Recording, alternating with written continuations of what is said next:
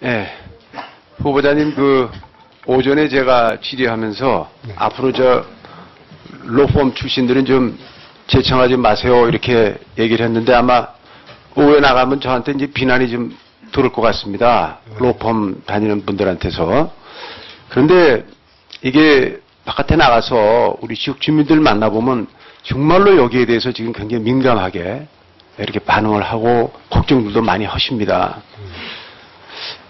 그분들의 경력과 특별한 지식이 충분하니까 그 정도 대접은 해드려야 되는 것이 아니냐고 이렇게 얘기를 합니다만은 결국은 물론 전문성 플러스 인맥 이런 것 때문에 결국 그분들이 해야 될 역할이 조금씩 다르긴 하겠습니다만은 먼저 근무하던 부처에 가서 또는 사법부나 이런 데 검찰에 가서 어떤 결정의 영향력을 특정인을 위해서 이렇게 영향력을 미칠 수 있는 능력 이것이 그 고액 연봉 결정의 주요 원인 아니겠습니까? 어떻게 생각하십니까?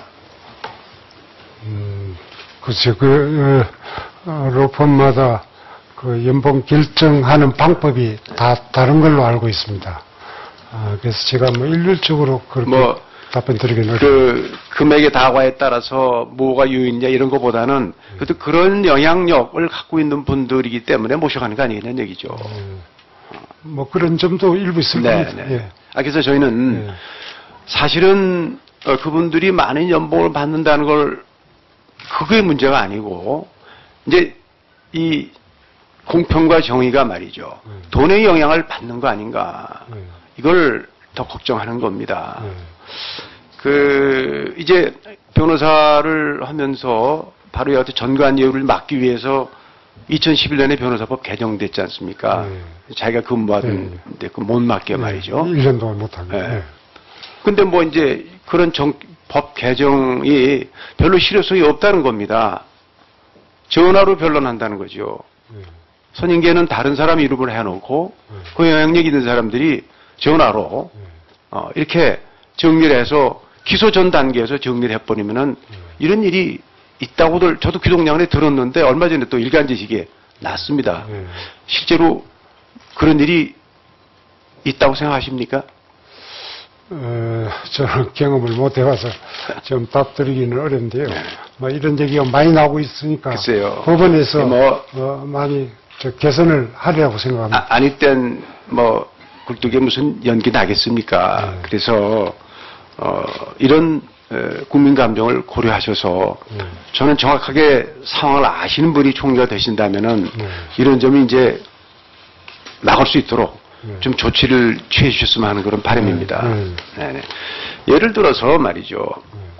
좀 경제적으로 풍요롭게 지내고자 하는 분은 로펌 가시고 또 명예를 중시해서 공직으로 올 분들은 좀 주변 관리를 하셔서 오고 이렇게 좀 트랙을 나눴으면 좋겠어요. 어느 때는 가서 고액 연봉 받다가 또 갑자기 와서 또 명예도 취하고 이게 좀 국민 감정이 그렇다는 얘기죠. 좀 염두에 두시기 바랍니다. 위원님들 지적이 많으시니까 이게 계기가 될 수 있으리라 생각합니다.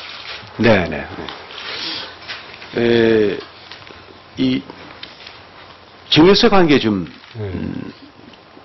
질의를 하고자 합니다. 이제 아까 오전에 저도 해명을 듣기 전에 조금 의아하게 생각했습니다.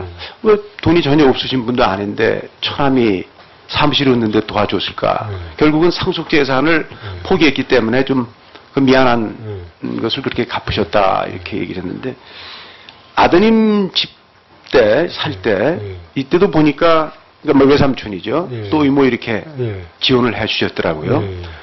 이것도 저도 참 의아하게 생각했던 건입니다. 그런데 이것도 그러면은 그런 차원의 지원입니까?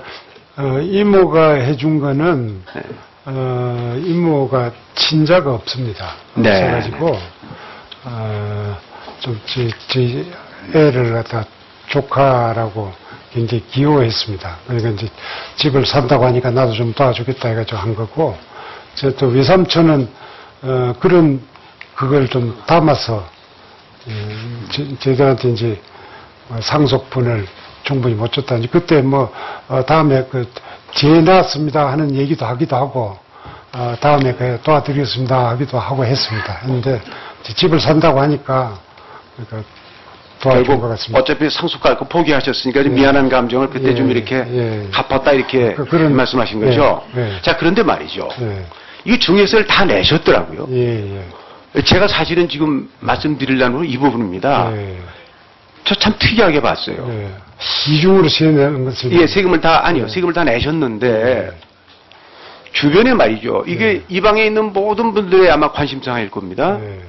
자식이 자랐을 때 사실은 집 사줄 수 있는 부모는 많지 않지만 전세자금 정도는 조금씩 도와줍니다. 근데 이게 지금 증여세를 내야 된다고 지금 나도 꼭 내야 되겠다 이렇게 느끼고 지식으로 알고 있는 분이 많지 않습니다. 그 기준이 지금 3천만 원 아닙니까? 지금 이 10년에 3천만 원입니다. 그러니까 한 번에 10년간에 3천만 원을 넘어 증여를 하면 세금을 내게 돼 있습니다. 자, 그렇다면은 지금 이렇게 좀 청문회 나오실 걸 알고 대비하셨습니까? 아니요, 그런 거는 아니고, 뭐랄까, 요즘은 투명해져가지고, 전부 다 거의 체크가 하지 않습니까? 근데 더구나 우리 애는 공직자이기 때문에, 재산 등록 대상이기 때문에, 그 돈 가는 게 다 드러나는데, 좀 좋게 얘기하면 세금을 정당하게 내고 떳떳하게 살고 싶었고, 또 그런 뜻도 있고 그렇습니다. 이제 제가 지금 말씀드리는 건 이제 우리 보통 사람들에 관한 얘기입니다. 이게 요번에 관심 있어 규정을 찾아봤더니 직계 비속에게 10년간의 3천만 원의 면세로 증여해 줄 수 있다는 규정이 된 게 이게 94년도였습니다. 한 20년 전의 규정이죠. 그때 3천만 원이면 적은 돈이 아니었습니다. 그리고 지금 3천만 원하고 다르죠. 근데 지금 말이죠. 이게 결국 돈 있는 사람들이 상속하거나 증여할 때 세금 걷어야죠. 맞습니다. 그런데 이걸 그냥 두다 보니까 3천만 원 요즘에 이걸로 지하방도 잘 못 얻습니다. 보통 사람들도 자식 뭐 하나 줄 때 쓰는 돈도 이것도 많습니다. 이게 증여세를 내야 되는 현황이 오니까 이게 현실 법감정이 맞느냐. 아마 대부분들 안 내고 있습니다. 그렇다면은 본의 아니게 지금 탈법자들 우리가 많이 양성하고 있습니다. 그래서 이걸 계기로 해서 이런 것도 이 관이 현실에 맞겠는가 한번 정리할 필요가 있겠다는 생각이 드는데 어떻게 생각하십니까? 알겠습니다. 검토해 보겠습니다. 예. 나머지 부분은 또 나중에 하겠습니다. 감사합니다. 네, 신동호 의원님 수고 많이 하셨습니다. 다음은 우리 민병두 의원님께서 자료 제출 요구가 있으십니다.